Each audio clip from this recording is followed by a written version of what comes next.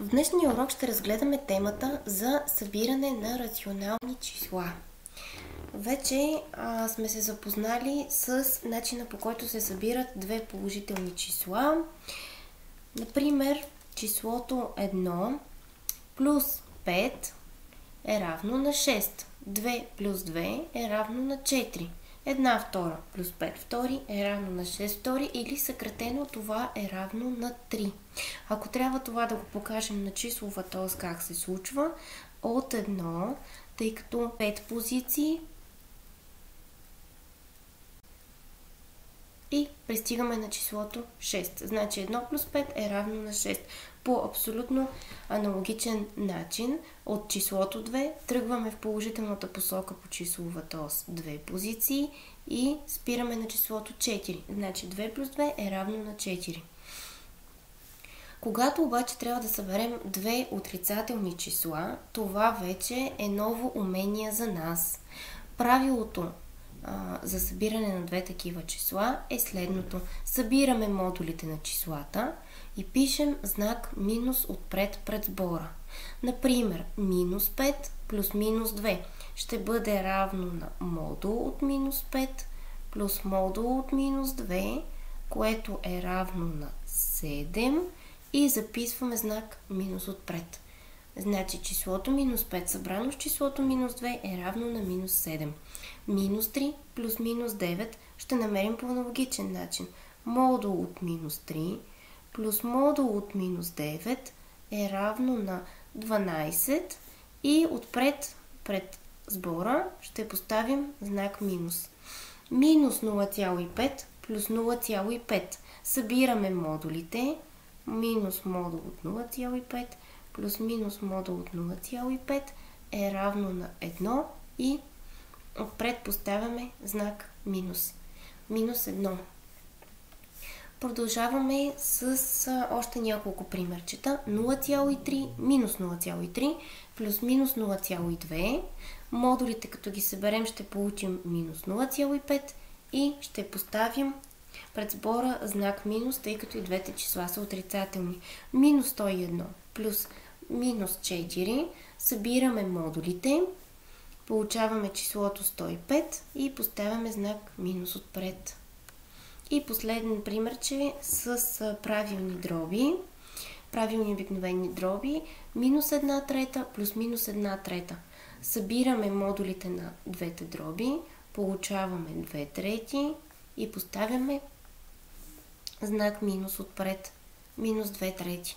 Ако трябва да си го представим на числовата ос, как се случва събирането на числа с отрицателен знак, ето тук, например, тръгваме от числото минус 1.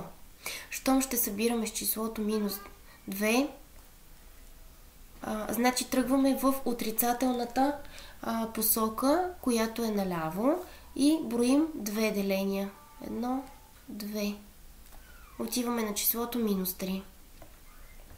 Ако, например, тръгнем от числото минус 3 и към него искаме да прибавим числото минус 5, тъй като пред 5 стои знак минус, значи тръгваме в отрицателната посока вляво от нулата, отброяваме си 5 деления и виждаме, че минус 3 плюс още минус 5 е равно на минус 8. Можем да изпаднем в ситуация, в която трябва да съберем едно положително и едно отрицателно число, или казано по друг начин, две числа с различни знаци. Тогава използваме следното правило. От по-голямото по модул число изваждаме по-малкото по модул и пред получената разлика записваме знакът на по-голямото по абсолютна стойност. Например, ако трябва да събера числата минус 5 с 3, по модул по-голямото число е минус 5. Модул от минус 5 минус модул от 3 е равно на 2. Но пред числото 2 трябва да запишем знака на по-голямото по модул число, което е минус 5. Значи знакът ще бъде минус. Минус 10 плюс 4. По-голямото по модул число е минус 10.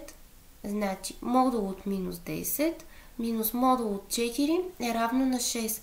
Но пред числото 6 трябва да поставим знакът, който стои пред по-голямото число по модул. Това е отрицателният знак, значи отговора на нашия пример е минус 6.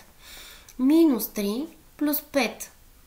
Модул от 5 е по-голям. 5 е по-голямо число по модул, значи от модула на 5 изваждаме модула на 3, на минус 3 и получаваме резултат 2, като пред него поставяме знакът на по-голямото по модул число, в случая този знак е плюс.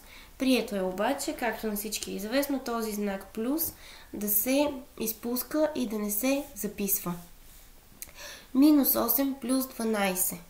От модулът на числото 12 изваждаме модулът на числото минус 8, получаваме резултат 4 и пред него записваме знакът на по-голямото, който в случая е плюс и, както се разбрахме вече, не записваме нищо.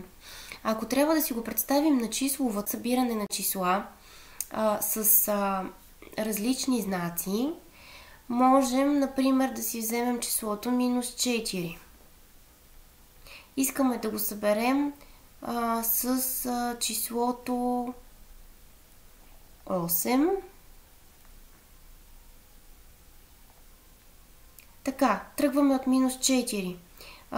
До осмицата стои положителният знак. Това означава, че тръгваме в положителната посока, което значи надясно от числото. Отброяваме си 8 деления и попадаме на числото 4. Значи минус 4 плюс 8 е равно на 4. Ако тръгнем от числото минус 6 и искаме да го съберем с числото 2, пред числото 2 стои положителният знак. Значи от минус 6 ще тръгнем в положителната посока отново надясно и ще отброим 2 деления. Попадаме на числото минус 4, значи минус 6 плюс 2 е равно на 4.